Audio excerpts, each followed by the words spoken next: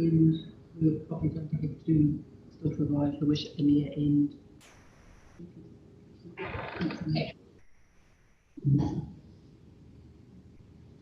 so would someone move that we accept the apology? Thank you. Councillor Neal, and the seconder. Yeah, thank you.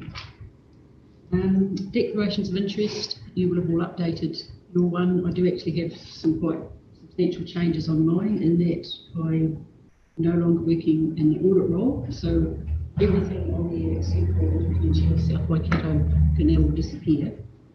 And that I am doing some advisory work for Upper Hutt City Council around risk insurance committee, things like that. And I'm now working for Grant Thornton full-time in a business advisory role, but that's mainly with charities and not-for-profits. However, all of those of you who read the audit plan in detail will have noticed reference to PBE FRS 48. I'm spending a lot of my time visiting one or two charities and then put on PBE FRS 48. So basically I'll probably add Grant Thornton, potential interest, add Upper Hutt City Council and remove all the others. Thank you.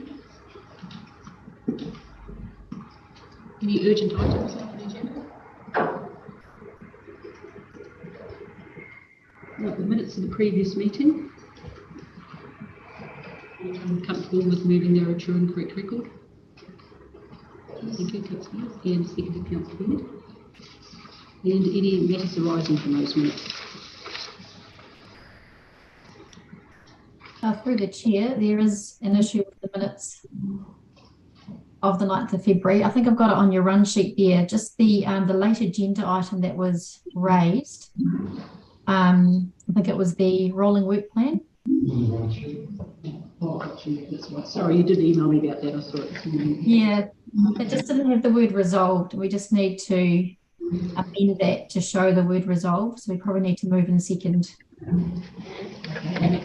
I'll move that the word resolved be added to the item with respect to the draft Risk Insurance Committee rolling work plan. And could someone second that the word is amended to resolved? Thank you, Councillor. And I will also approve that my digital signature be added to the confirmed, amended and overall Risk Insurance Committee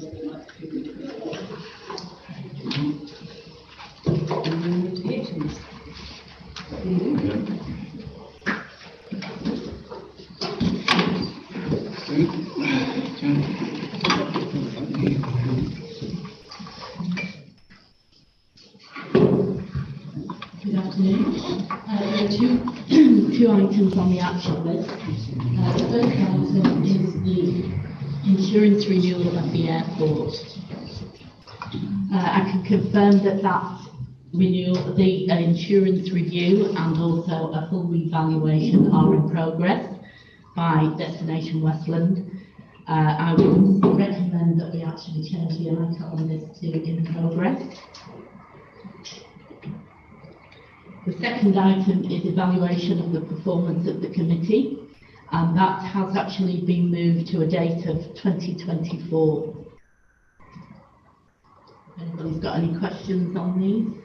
I'll just explain for those that weren't here at the last meeting that the purpose of the exercise is to do an evaluation of how those committees perform. It's part of the continuous improvement program. So sometime around the end of the year, we'll ask people to fill out a questionnaire, which will then get put together and come back to the committee so we can see what we're doing well, what we can do better, what we don't need to do at all, etc. etc. So that's what that's for. Thank you.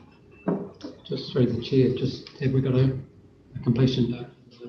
Just it will be for the 30th of June, which is the end of the financial year. That's my distance.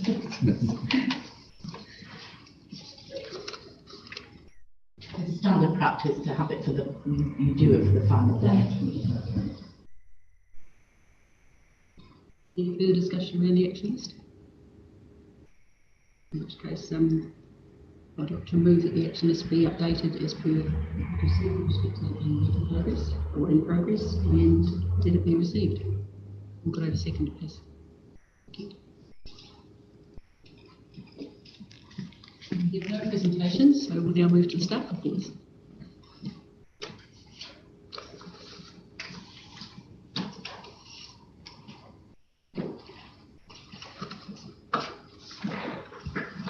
Good afternoon.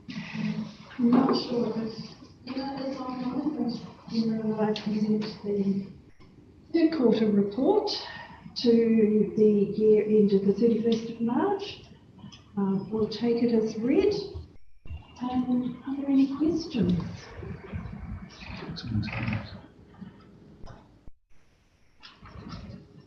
Go around the table. Any questions on performance measures, finances, or any other matters in the quarterly report?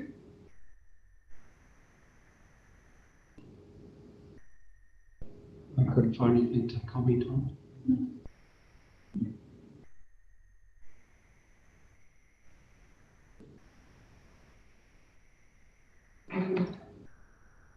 On two different things, but more questions really, just from my understanding. So I'll just, well, obviously, the disappointment at the vandalism of the toilets and all those kind of things, and just how that goes on and on and on. You have to comment on it, really, don't you? It's just disappointing the lack of appreciation of who ends up paying for it, really. Storm damage funding with MB, has that progressed at all? In progress, Chair. But there's also probably another round of storm damage funding from this last few days as well. We've had some further washouts down at Canary and Tram in terms of a bridge recently, so that application will be going forward as well. I think half the country's got storm damage. Yes, true. Yeah. And there was the wastewater treatment progress that was ticking along. That project is on track. We obviously have a consulting firm that works alongside council, governance group that works with them. In the last quarter, we've had conversations with Western Look, re-engaged with them. Scott's taking a lead on that process, and we also have live conversations with Silverfern Farms, which are two critical stakeholders for us. Both of them are positive, which is fortunate. So we don't see currently that it's a major impediment. The biggest issue with the wastewater treatment plant is the timing of an announcement in regards to Three Waters reform and the deferment of the start date of the transition date. Originally it was July 24, is now latest July 26. That means that that project will be significantly advanced prior to obviously transferring the assets across to the new entity. We have written to them highlighting our concerns around what that could mean in terms of decision process. If the NTU want a gold-plated standard and that the ratepayers can't afford a gold-plated standard, that concept has to be discussed with the NTU to make sure that what we are delivering meets their expectations. But if there's a shortfall of funding, they need to make sure that they know, get approval to cover that. It is quite challenging space to be in at the moment. Well, it's very difficult to operate in ongoing uncertainty, and not only ongoing uncertainty, but continually changing about what it is you're uncertain about, which is like a double uncertainty. Yeah. I'm happy to cover off a couple of other aspects around Three Waters, if the Chair would like. So I convened a group of executives from West Coast Councils yesterday. We had Tonkin Taylor chair a group, and we talked about the impacts of the deferment, plus all the impacts of the Better Off funding withdrawal. And in that group were obviously operations staff, finance staff, CEOs. So we are compiling a report that we will be able to share with our Christchurch colleagues across the hill who are part of the entity of IAM, which is a new entity we're forming, Christchurch West Coast. And obviously the next stage is for us to meet with them in terms of how the progress is going forward as a West Coast / Christ Canterbury region. There are a number of major issues that we find with the announcement. One being service agreements with various contracts. A lot of them were timed to carry through a transition period.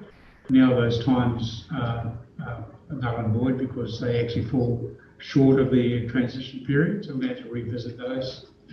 Legal contracts, we have some known properties that are on land that are larger than the assets on the land. So we don't want to pass a whole land over to a new entity that could be used for council benefit long term. So that process was going to be highlighted to them that we would like them subdivided off. It may be the case that we end up doing the subdivision prior to the handover, which is probably the most logical outcome. Extra 2 years sees a shortfall of funding. We expected to complete all our the National Transition Unit gave us $350,000 to do the transition work. That was meant to be completed by July 24. That now will be 2 more years on top of that. We'll need some more funding to carry on doing that work. Otherwise, we'll be incurring costs as a ratepayer, which we won't be able to recover because it's not an asset. So operational costs need to be considered, and legal costs as well. So quite a good workshop. Tonkin Taylor will collate all of it and put a report back to councillors, but we are quite keen to get across the hill and talk to our colleagues over there in terms of impacts and how they see things progressing between now and 2026. And that extra funding taking out to 2026, there's no indication that there'll be any issues with that? They haven't highlighted what if there is going to be a funding problem, but they have stated, Helen and myself were at a zone meeting down in Queenstown hosted by LGNZ. The Minister was at the table when the tranche 2 funding equated to $1.5 billion. Definitely $1 billion is off the table because that's going to be used to stand up to 10 entities. The 500,000 I think will be utilised to cover off the shortfall funding, and maybe a contestable fund depending on council's ability to afford infrastructure works.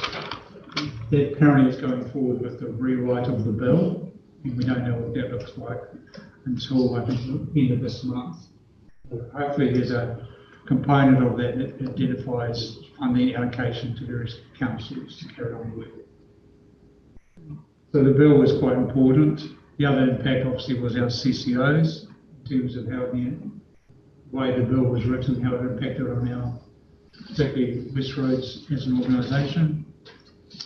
We've been assured by the Minister and also by the Transition Unit that the rewrite of the bill will alleviate our concerns regarding any impact on our CCOs regarding their activity in the through water space. Need to see the writing to validate that, but it really depends how it's actually worded in the bill, and I'm sure there'll be a lot of councils trawling over the intricacies of the changes and how they impact them. So watch this space, basically. Thank you. Sorry. This is just a curiosity question, but I noticed there's quite a lot of subdivision activity going on. Is there people building? Carries, I think, around 10 resource consents for subdivisions at the moment, some in various guises, on various status. There is one large consent that hasn't come across that I'm aware of that will be coming shortly as well. So there's a lot of activity in this space. It's good. Positive. Just through the chair, can I ask a question about stormwater? I was doing this section on stormwater, which is page 26 of the report, I think. Just says there's no flooding events.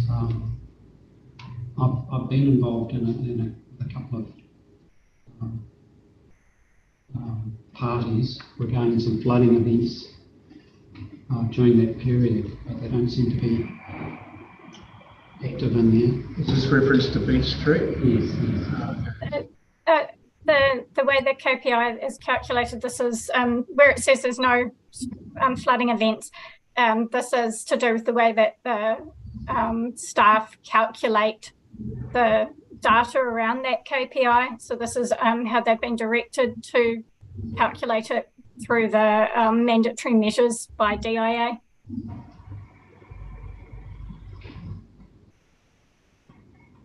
It's Scott might be able to provide a bit more information on that for you. Through the chair, some of these measures are mandatory and scripted how they're dealt with. So they could be scripted so that a flood doesn't count as a flood. The calculation that is used as directed by, as Emma said, directed by DIA as to how to calculate it. So is it a 50% water increase or? I don't know. I mean, if it helps, I can get something that says these are the definitions that are used for definition of flooding.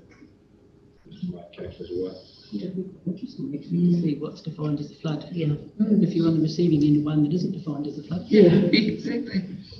Is there a measure for floods that aren't floods through the chair?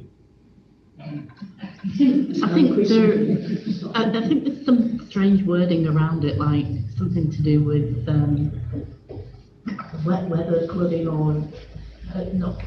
As opposed to dry weather flooding. Yeah, we'll come back. Wording We'll around come back it. with the specific definition so people know what it is. Yeah. I mean, one of the incidents could be classified as ponding. I think when you look at the level of service, it talks about major storms and flooding events. This is basically having the right infrastructure to deal with that. That's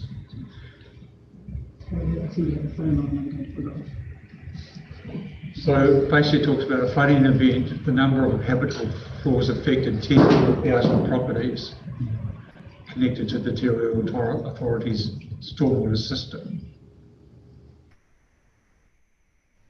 They're now both silent, my apologies. Have those flooding or ponding events affected, have actually entered into neighbours' houses? We're talking about Mark Davies' property.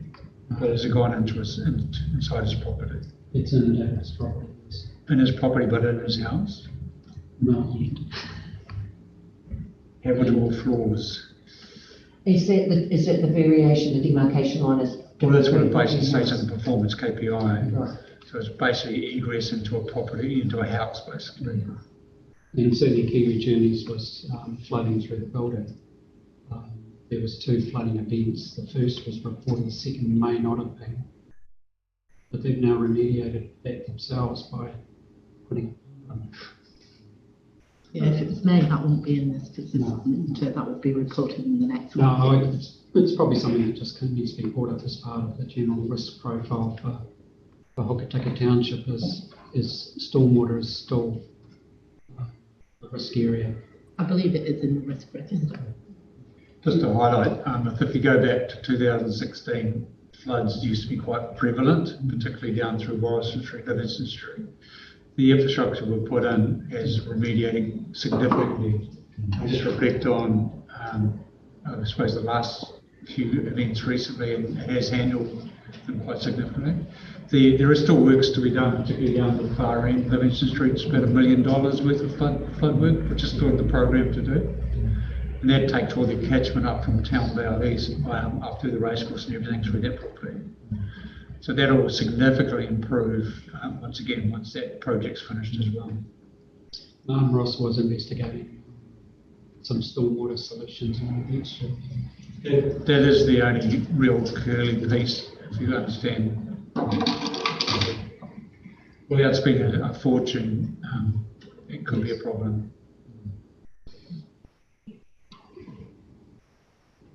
Just a question on the capital expenditure. There's a number of ones that are deferred into next year. Is that a timing difference, or because we're on the Capital page 57 on the capital expenditure?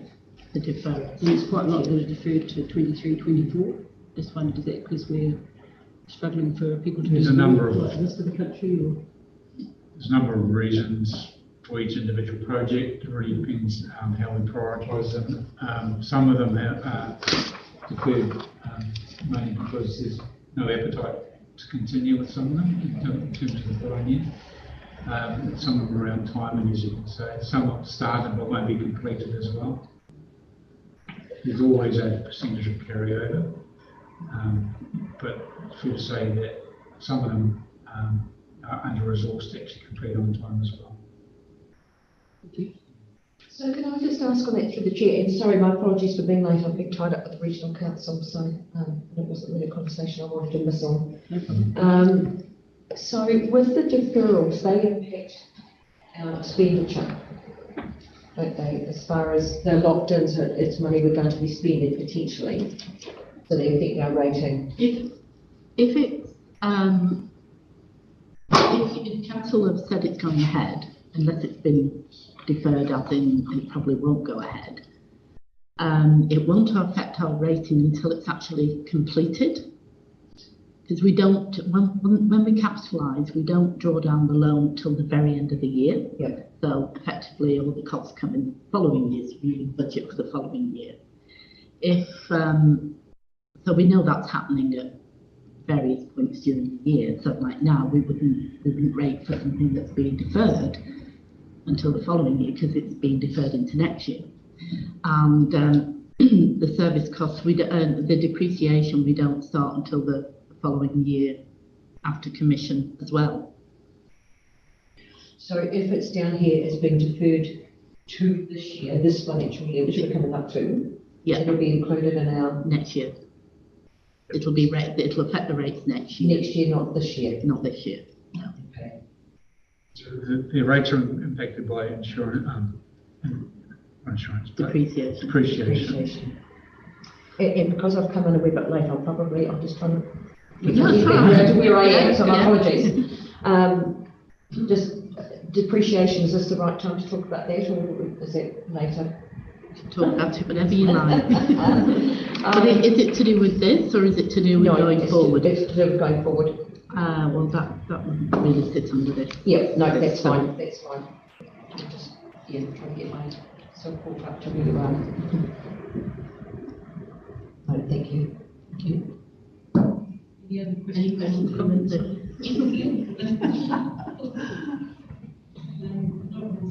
Would someone like to move that the report be received? Thank you.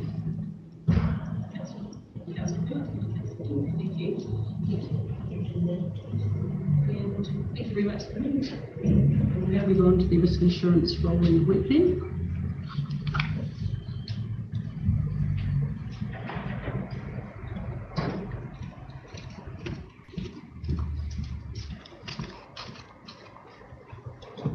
I'll take the plan as being read and understood.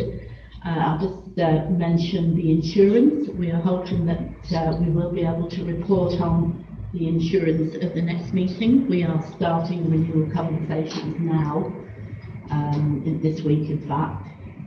So we should have some information around the renewals for the August report. I'll answer any questions. The insurance about cyber insurance. Is that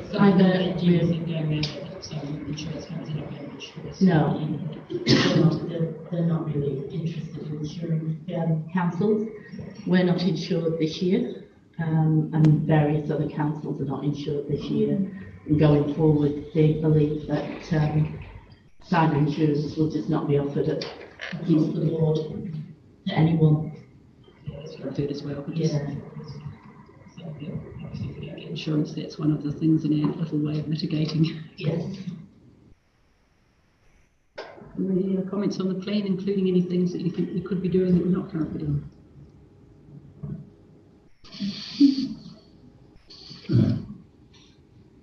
Okay, so we get a mover to receive the rolling work plan, please?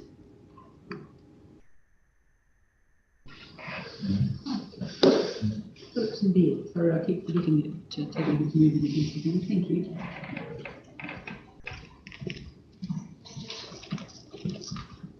And I will now resolve that we move into the public excluded session.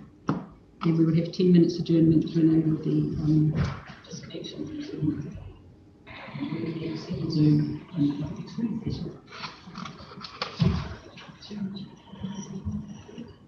Sorry, we have a second for moving into public excluded. Okay.